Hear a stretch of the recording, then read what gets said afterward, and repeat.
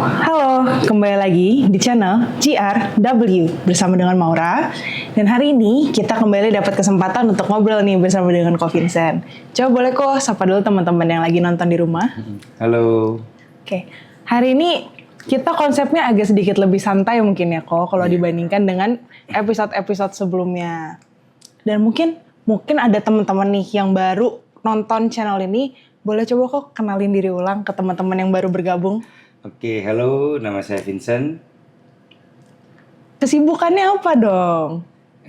Kesibukannya sekarang lagi membangun sebuah komunitas yaitu GRW ini, di mana harapan saya GRW ini bisa bermanfaat bagi teman-teman semua sebagai wadah informatif bagi yang mau melakukan investasi.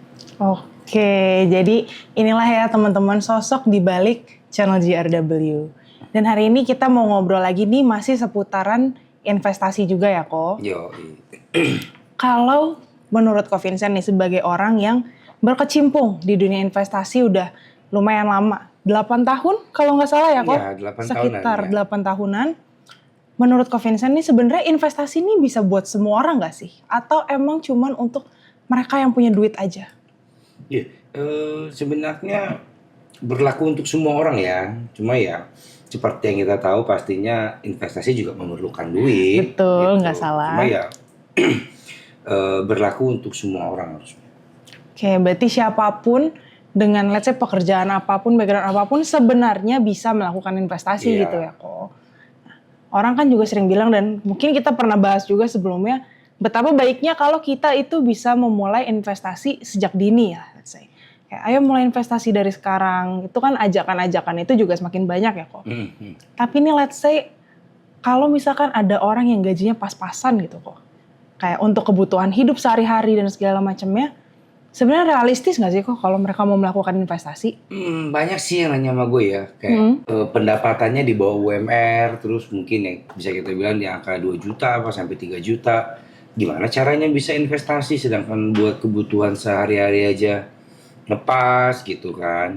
Nah, sebenarnya untuk memulai investasi itu kan nggak harus gede, nggak harus jutaan, nggak harus puluhan juta juga. Langsung door miliaran Ya, gitu whatever. nggak seperti gitu konsepnya. Oke. Nah, investasi itu ada banyak yang bisa dimulai dengan nominal yang kecil sekalipun, bahkan mungkin ratusan ribu pun bisa gitu. Cuma ya investasi yang kecil-kecil itu ya kita gunakan sebagai ya untuk belajar, untuk kita tahu dulu instrumennya gitu kan. Oh, contoh kita berinvestasi pada satu bidang yang mungkin nilainya itu hanya berapa ratus ribu gitu ya. Manfaatkan aja waktu itu untuk kita pelajari dulu, oh ternyata investasi ini seperti ini ya, ternyata returnnya seperti ini.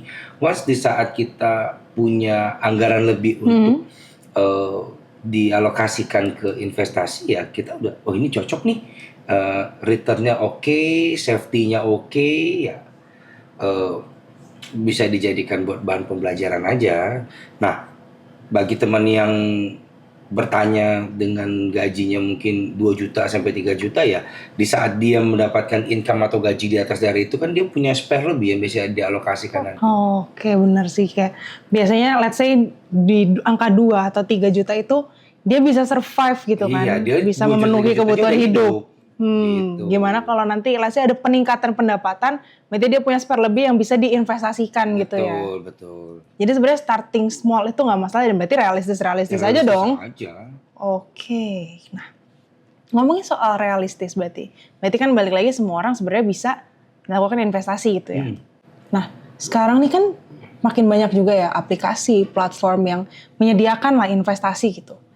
Tapi ini beneran bisa buat semua orang mulai atau let's say cuman untuk orang-orang yang udah melek? Bisa untuk semua orang mulai lah harusnya. Okay. Apalagi kan udah banyak banget ya pilihan-pilihan investasi di luar sana, dengan seperti tadi kita bilang yang modalnya kecil, terus mungkin lebih gampang, fitur-fitur aplikasinya udah lebih canggih, ya untuk semua orang bisa memulainya. Mungkin as long as mereka ada willingness untuk belajar ya. Asal kemauan ya. Benar sih, karena kan kita nggak bisa bohong juga memang di saat kita mau ngelakuin investasi, otomatis kita harus riset juga kan. Yes, betul. Cari tahu dulu soal investasi yang bentuknya ini kayak gimana, kira-kira risknya seperti apa dan segala macamnya kan. Mau gak mau kitanya juga harus cari tahu kan. Iya, sebenarnya. benar. Berarti as long as ada willingness itu ya. Yes. Oke. Tapi kalau lu sendiri kok pernah gak sih kepikiran kayak, let's say kalau ada orang yang kaya gitu, terus dia investasi, let's say properti deh, salah satunya buat disewain, karena kita tahu ya cari rumah di ibu kota ini semakin susah gitu kan. Let's say dia punya properti untuk disewain sebagai investasinya dia gitu. Kan itu sebenarnya di satu sisi dia menyediakan nih rumah gitu kan untuk ditinggalin. Tapi di sisi lain, menurut lu ini bikin harga rumah makin gak kebeli gak sih? Untuk orang-orang lain yang mungkin belum bisa afford untuk punya rumah. Sebenarnya kalau korelasinya antara tadi rumah yang disewakan ya, terus at the end-nya rumahnya menjadi enggak, makin gak kebeli. Untuk investasi di properti sendiri itu bagus. Kalau pertanyaannya adalah bahwa rumah ini makin gak kebeli atau enggak, ya itu sih kembali lagi ke personal orangnya. Cuma hanya saja kalau dari segi investasi di properti ini, kekurangannya itu nggak liquid aja. Nggak liquid. Dan investasi properti membutuhkan time frame waktu yang cukup panjang. Dia nggak singkat lah ya durasinya. Bener.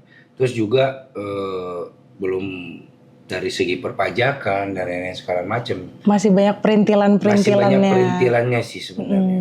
Oke. Tapi lu setuju nggak kalau misalkan semakin kesini, rasanya untuk punya rumah itu jadi makin susah? Khususnya untuk wilayah ibu kota atau kita bilang Jakarta, susah. Kalau menurut lu apa yang bikin susah kok? Pendapatan kita. Pendapatan ini ya kayak income ya. Untuk harga rumah di kawasan Jakarta sendiri kan nggak ada yang under 1 M, udah nggak ada. Yap. Sorry, maksudnya nggak yang proper ya, dalam artian ya akses mobil, garasi dan segala macam. Dan mungkin akses transportasi umum dan segala macamnya ya. Itu yang di bawah 1 M kayaknya bisa dibilang nggak ada ya. Susah banget sekarang nyarinya. Gitu. Nah, kalau kita asumsikan melakukan pembelian secara kredit gitu ya, harus income berapa nih baru bisa cover kita punya biaya cicilan? Kan kita pasti punya expense cost yang lain. Yap. Entah itu buat daily, entah itu buat transportasi dan lain segala macam. Ya buat dengan pendapatan UMR di Jakarta kayaknya impossible sih. Oke, berarti tapi kalau let's say konteksnya kita ganti nih. Tadi kan untuk rumah tinggal ya. Sekarang kalau konteksnya kita ganti rumah atau let's say properti rumah untuk investasi jangka panjang. Menurut lu masih worth it atau enggak? Untuk jangka panjang worth it. Alasannya? Karena kan namanya properti itu pasti ada kenaikan setiap tahunnya. Walaupun kenaikannya enggak yang signifikan banget mungkin ya. Cuma itu buat jangka panjang itu worth it gitu. I see. Berarti untuk konteksnya investasi properti emang dia nggak bisa instan ya, bukan sesuatu yang investasi jangka pendek, tapi dia long term investment jatuhnya ya. Tapi dengan catatan kita udah punya instrumen investasi lainnya ya. Oke, jadi nggak bisa jadi the one and only. Nggak bisa. Untuk pertama kali memulai investasi, properti bukan jadi pilihan. Oke. Berarti let's say kita udah punya instrumen investasi yang lain, dari investasi yang lain-lain ini kita udah dapat keuntungan misalkan let's say, dan dari situ baru kita alihin ke properti gitu. At the end ini baru ke properti. Oke, berarti bukan untuk first time investment ya. Oke. Nah, tapi kok bener gak sih kalau misalkan uang yang udah banyak nih let's say, itu makin gampang berkembang lewat investasi? Iya, bener. Apa yang membuat lu bisa bilang ini benar? Pendapat lu gimana kok? Ini intermezzo ya, Oke. cerita mungkin hayalan gitu ya. Boleh. Walaupun sebenarnya beberapa dari kenalan saya, terus teman-teman juga ada yang melakukannya. Kita berbicara deposito aja. Deposito ini setahun mungkin 5% sampai 7%, 5 tergantung sampai dari 7. perbankan ya, tergantung dari banknya. Kalau kita berbicara deposito setahun 5 sampai 7%, dengan dana duit 10 miliar aja 5%-nya udah berapa itu? Udah di angka 500 juta. 500 juta something ya. Ya kalau 500 juta kita bagi 12, around 40 million per month. Ya segituan 40. Yes. Jadi di angka itu ya udah bisa menutup cost livingnya mereka kan sebenarnya. Ya jadi kita tarik kesimpulan bahwa semakin banyak duit mereka di saat mereka melakukan investasi ya no need to work. Berarti itu mereka udah masuk di fase uang yang bekerja untuk mereka. Oke. Itu emang benar di saat kita let's say punya pemasukan lebih, punya uang lebih, itu emang lebih gampang untuk berkembang lewat investasi gitu ya. Makanya kan ada yang sering ngomong bahwa yang kaya makin kaya ya karena memang uang itu udah bekerja buat mereka. Oke. Terus kalau ya tadi yang kaya makin kaya, kalau yang belum kaya gimana kok? Mulailah investasi sampai bisa mengcover, investasi itu bisa mengcover paling enggak cost of livingnya mereka lah. Paling enggak Terus sekarang seiring dengan berkembangnya teknologi juga nih kok, kan orang-orang punya tendensi untuk cari informasi, let's say, atau edukasi, whatever you name it, di media sosial. Dan semakin banyak juga orang-orang yang sharing di media sosial. Tapi di antara banyaknya orang yang sharing-sharing ini, salah satunya soal investasi ya, kalau balik lagi ke topik obrolan kita, ada yang mungkin cara penyampaiannya nih, dia nyindir gitu kayak, ya lu sih nggak mulai investasi, lu udah tahu finansial lo nggak baik nih, tapi lu bukannya mulai investasi gini bla bla bla. Itu ada yang lebih kasar malah ya. Iya banyak sih banyak, tapi ini kan salah satu contohnya gitu ya kok. Kalau menurut Ko Vincent gimana? Ambil sisi positifnya aja ya. Oke. Jadi kita juga harus bijak dalam memilih tontonan. Kalau seandainya memang itu cocok, kita ambil positifnya, yang negatifnya ya jangan diambil ya. Menyikapi dengan positif aja sih sebenarnya. Nggak usah ditanggapin yang hal-hal yang malah ngerusak mental atau membuat kita menjadi insecure ya. Itu buang aja ya. Kayak, mungkin berarti di saat kita let's say tidak sengaja gitu ya ketemu konten kayak gitu nggak sengaja, kayak oh ya udah ini berarti dorongan nih buat diri gue, motivasi nih buat gue untuk berkembang. Gue nggak mau nih dikatain, disindir kayak gini nih. Mungkin kita berusaha ubah kayak gitu kali ya ke mindsetnya. Ambil sisi positifnya. Jadikan itu sebagai penyemangat aja. Oke, I see. Nah, tapi kan sebenarnya dari kita ngobrol-ngobrol juga, kita tahu lah dunia investasi ini bukan sesuatu yang mudah ya. Mungkin kalau orang ngelihatnya, apalagi yang udah ngejalanin lama gitu, kayak mungkin orang ngeliat Ko Vincent kayak, ih enak nih jadi Vincent, investasi gampang nih, lancar jalan bla bla bla. Tapi kan sebenarnya pas kita actually terjun ke situ ngerasain kan susah ya sebenarnya. Banyak banget lah rintangannya ya, resiko-resikonya juga kan pasti ada. Iya. Nah kalau Ko Vincent sendiri pernah nggak sih lo ngerasa dunia investasi tuh intimidating, kayak ada tembok nih yang bikin kayak aduh gue invest nggak ya, aduh gue mulai dari ini nggak ya, aduh mulai nggak ya, kayak mungkin ada orang-orang yang merasa seperti itu. Kalau Ko Vincent sendiri pernah ngerasa kayak gitu nggak? Pernah pastinya, pernah. Di saat kita mengalami kerugian di luar dari prediksi, ternyata meleset ya dari analisa kita sehingga mengalami kerugian yang cukup dalam, yang cukup besar ya. Pasti kita merasa kayak terintimidasi dengan dunia investasi yang kayak, aduh kok begini ya jadinya, terus sehingga itu menjadi obstacle bagi kita yang mau melakukan investasi lagi, kayak aduh ambil gak ya, ini bagus gak ya. udah dianalisa bagus tapi ada keraguan, ya pasti ada. Ntar keulang lagi nggak ya nih salahnya? Ya Gitu. betul. Kalau Kak Vincent sendiri ada nggak pengalaman pribadi kayak gitu? Ada salah satunya di saham lokal. Oke, boleh dong diceritain dikit nih. Jadi beberapa tahun belakangan ini ada saham yang baru IPO, saham lokal. Inisial G? G, Bukan? G, G. Nah, bener ya, inisial G bener ya? Iya. Oke. Jadi teman-teman semua bilang, wah ini bagus nih, karena melihat basically perusahaannya juga cukup Bagus besar, gitu ya. bagus.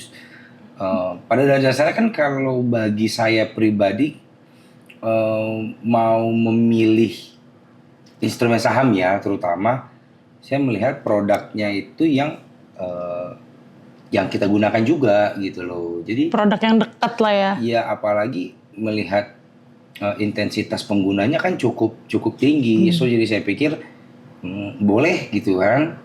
Nah, pada fakta di lapangannya berkata lain gitu. Yang kita berharap mungkin bisa naik mungkin 50% sampai 100%, pada faktanya sekarang Iya. sahamnya malah kebalikannya gitu. Nah, di situ sempat ada di fase yang kayak, gue mau ambil lagi gak ya? Apa masih mau di bidang ini ya gitu.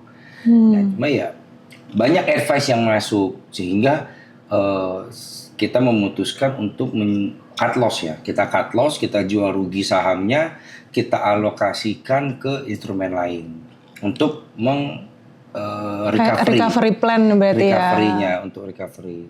Ya, jadi di saat kita mengalami kita bilang trauma ya. Trauma itu pasti dia itu wajar. Cuma ya kita harus bisa recovery. Cuma kalau seandainya di saat kita udah mengalami kegagalan, kerugian dan at the end membuat kita stuck, kerugian kita sebenarnya bukan hanya itu, malah kalau dihitung ya lebih dari itu karena kita stuck gitu. Tapi kalau kita udah punya recovery plan, kita bisa evaluasi juga mungkin ya. titik kesalahannya ada di mana ya. It will be something good. Bisa lebih baik lagi.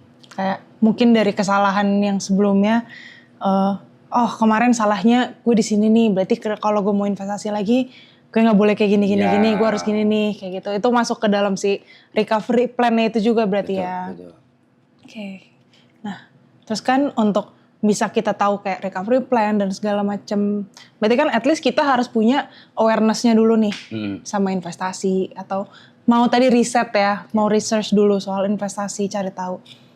Dan di tengah makin maraknya sosial media dan pergeseran tren nih dari orang tadinya nyari di Google dan segala macam, sekarang nyarinya di media sosial gitu. Iya. Kalau menurut Ko Vincent sendiri, perlu nggak sih kita sebuah cara baru untuk, let's say, mengedukasi ke orang-orang masyarakat gitu soal investasi atau financial in general? Perlu banget malah. Perlu banget edukasi tentang keuangan, terus tentang investasi. Ini perlu kita sosialisasikan ke banyak orang, baik dari generasi muda ataupun mungkin bagi yang belum terjun ke dunia investasi, sangat perlu kita sosialisasikan. Bahkan mungkin ini saya udah pernah bilang bahwa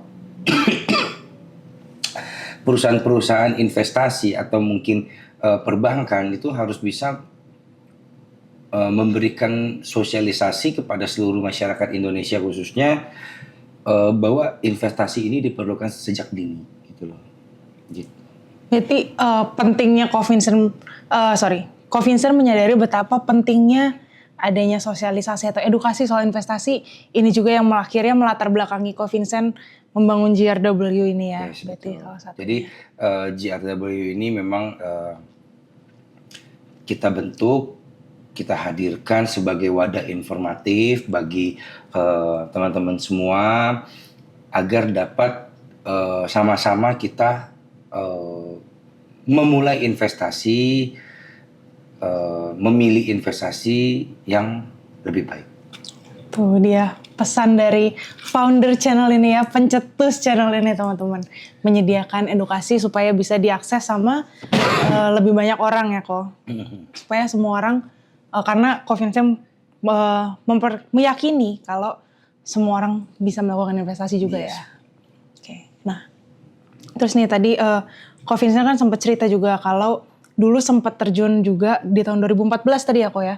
Ke kripto jadul ya. Kripto jadul. Dan coba kalau kita bandingin sama kripto sekarang, bedanya pasti jauh banget dong kok.